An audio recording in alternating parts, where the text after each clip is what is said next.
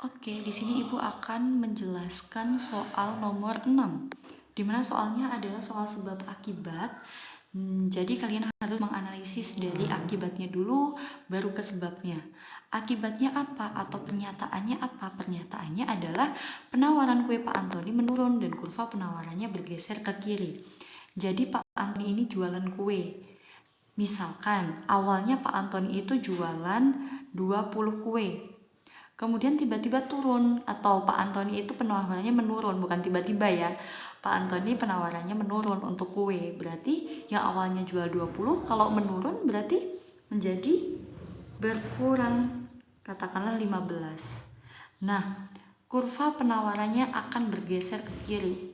Misalkan dengan 20 Ki, atau ini Q1, ini adalah Q2, dengan jumlah penawaran pertama yaitu 20. Di sini harganya yang ada di pasar itu adalah 10.000. Dengan harga 10.000, Pak Antoni itu bisa menjual 20 kue. Berarti kurvanya akan menjadi seperti ini. Ini adalah kurva S. Kemudian di sini kuantitas yang ditawarkan Pak Antoni itu turun dari 20 menjadi 15. Berarti titiknya akan berubah karena 20 di sini, kuantitas ke 15 itu hanya ada di sini, 15. Berarti dia akan titiknya menjadi di sini. Dengan asumsi harganya itu masih tetap sama, maka dari itu dia akan menggeser kurvanya dari S1 menjadi S2. Oke, berarti pernyataannya atau akibatnya adalah penawaran kue Pak Antoni menurun dari 20 menjadi 15 dan kurva penawaran bergeser ke kiri. Kurva penawarannya dari S1 ke S2 bergesernya ke kiri gitu. Karena harganya masih tetap di sini. Bu, kalau harganya naik, kalau harganya naik berarti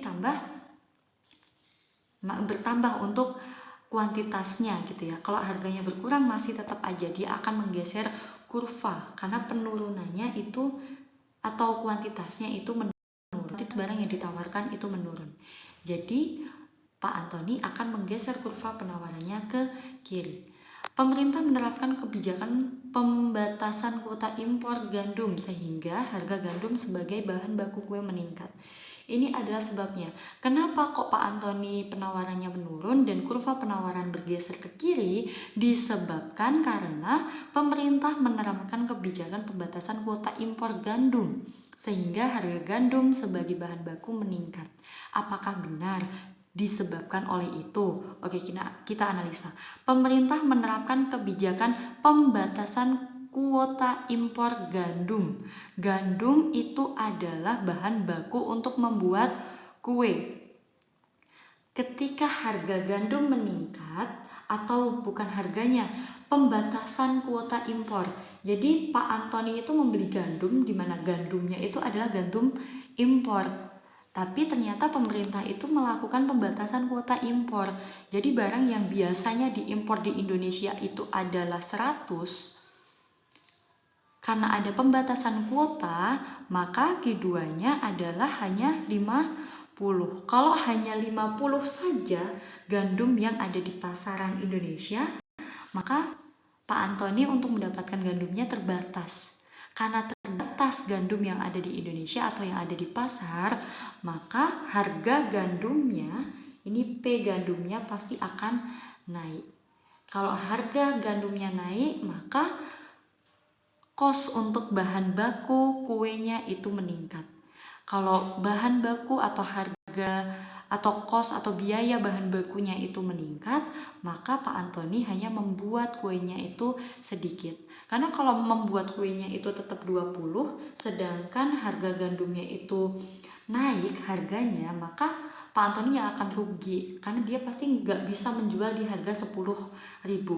Kalau Pak Antoni tetap membuatnya 20 ya, karena harganya gandumnya meningkat gitu. Maka beliau nggak mungkin untuk menjual di harga 10.000, pasti naik gitu. Kalau misalkan naik, maka apa akibatnya? Permintaannya akan turun gitu. Maka dari itu karena harga gandumnya itu naik, ya udah deh Pak Antoni menurunkan aja kuantitas yang diproduksi atau kuantitas yang ditawarkan. Tuh, jadi pergeseran kurva Pak Antoni ini disebabkan karena pembatasan kuota impor gandum, sehingga harga gandum sebagai bahan baku kue itu meningkat. Jadi ini adalah benar dan ini benar, dan ada hubungan sebab akibat. Jawabannya adalah A.